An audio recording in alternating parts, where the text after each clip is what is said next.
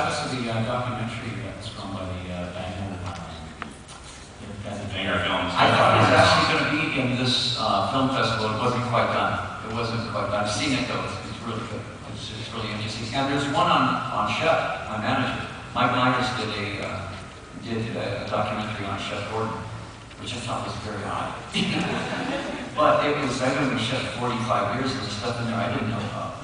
You know, I was going to ask can you give sort of a preview of what's going to be covered in it? well, it's very, you know, Chef and I got together. Jimi Hendrix introduced us. It was like we were living in the basement of the Chambers Brothers house during the Watts riots. So we couldn't get any lower than what we were. And Chef was in Hollywood, you know, living in this apartment without everybody. The Doors and Janis Joplin and everybody. Jimi Hendrix says, Chef, you need to be a manager. He said, I know this band that absolutely needs a manager. He introduced us. 45 years later, we're still each other. There's no contract. There's no anything, but you know, Just a handshake. Just pure trust. I don't think there's any other story in rock and roll like that. But his story is amazing. Chef is one of those guys that is just, is not like any other guy in the world. And Mike recognized that. Mike Myers did, when we worked together on Waynesville. And got to be really good friends with Chef. And actually pulled a lot of stuff out of Chef that I didn't know about. Really? So a pretty interesting documentary, yeah. Other questions? So there's one down here with a lot of tattoos on his arm right here. There you go, good shirt. Just waiting with the Hi, Austin. First of all, I just want to say thank you for everything you've ever done. I'm a fan for 30 years. My first concert I saw you at the Joe Louis Arena. Oh. I was 16, Halloween night. Which has an engine problem, yeah. No, it was Vinnie Vincent. Oh, okay. Vinnie Vincent, yeah. Bizarre night through and through, you know. Before Halloween in Detroit was Devil's Night, when they burned half the city down, and that was actually a good thing. That was the healthiest thing they could have done. You know? My question is, one of my favorite songs is a line that says, you really wouldn't understand.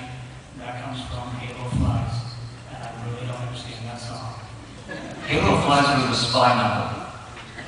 Halo of Flies was like Thrush or Smirch. It was like it was a whole spy novel. And the whole thing about it was, Halo of Flies was the name of the bad organization. I got like a 007 kind of feel to it. Yeah. And when we did it, and we actually did that song because we had so many reviews saying that you could do 3 or 4 minute songs, and blah, blah, blah, and blah, blah, blah. And these guys, you take away their music and they're nothing, and blah. And I said, that does it. We're going to write a song, a small little masterpiece that's about 9 minutes long, that's got 55 changes in it, and it's going to be a spy novel. And it's going to show everybody that the band can play anything that Emerson, Lake and Palmer can play. You know, it's a lot, you have to prove yourself back then. So, we did that. We wrote that song, and it was about 12 different pieces, all fit together, and actually we brought it in the way it was to Ezra. And Bob listened to it, and he went, you know, there's not much I'm going to do with this. He says, I'm going to leave it as it is, because it really does feel like, it had all kinds of themes in it. There are all kinds of movie themes going on all through it. And when we do it on stage now, it gets the biggest reaction from the audience, because it really shows off the band. It shows, you know, it shows that the band isn't just playing 3-minute songs. You know, they can actually really take off and play this stuff. So, yeah, Halo of Flies, there's a band in Phoenix called Halo of Flies. And they dress like spies. And they do every song, you know, a cover band, or like a tribute band. And all of the guys are the head, all the heads of Fender guitar. These guys are like the president, the vice president, and everything. And they play all my songs better than we do, which is really irritating. I actually did some songs with them, and they do the songs exactly like the record. Now, nobody does their songs exactly like the record. These guys do it to the note. And I had to relearn all of the songs.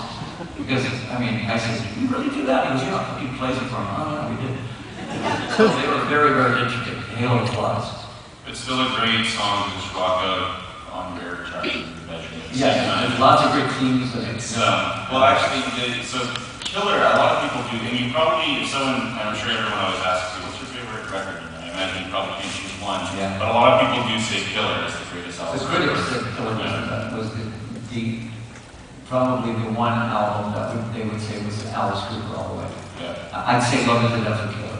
And then we started getting a little sophisticated with Schools Out and Billion Dollar Babies and stretching out a little bit. But for the band, the actual original band, Love It to Death and Killer were real, but the Alice Cooper band sounded like, you know.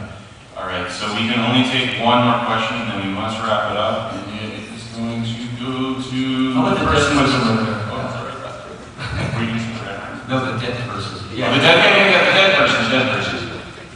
Okay. We're gonna make you work with me. Hi, I was just wondering what it was like to have them like played on like the big eight, like CKLW during such an influential time in our music. Well, first of all, CKLW was the biggest station in the Midwest, and we were the farthest thing from ever having a hit on that station. We would be, you know, driving to rehearsal and we did 18, and, you know, we said, well, we'll see what happens. And it got to CKLW, and it just so happened that Rosalie's son loved the record. And he was like 16 at the time or something. And at that time, the top 40 was the Supremes, Simon and Garfunkel, and you had to find a record. Alice Cooper to fit in that top 40? I don't think so. We're driving along, and all of a sudden, pick hit on CKLW, here's, and I think they call it that new singing sensation, Miss Alice Cooper. And it was 18, and I literally, car stopped, we sat there, and we were afraid to move because we were afraid that we were all hallucinating at the same time, hearing our song on CKLW, and I went, well, let's enjoy this, it's going to be the only time we ever hear it. You know, okay, great, that was wonderful, our career's over, but then the next time we hear the song, it's a hit, the next time it's charted, and then when you look at it, and it's number 2, and Zeppelin's 4, and the Stones are 5, and you're embarrassed. And you want to call them and say, I'm so sorry, right? We don't deserve to be here, you guys are great, you know. And you feel awful that your record is doing better than the Rolling Stones record at that point. Honestly, we were that humble. We were just going, we don't belong, you know, in the same league, but it's great. The Stones record, you know. So I'm about to give a 12 comment.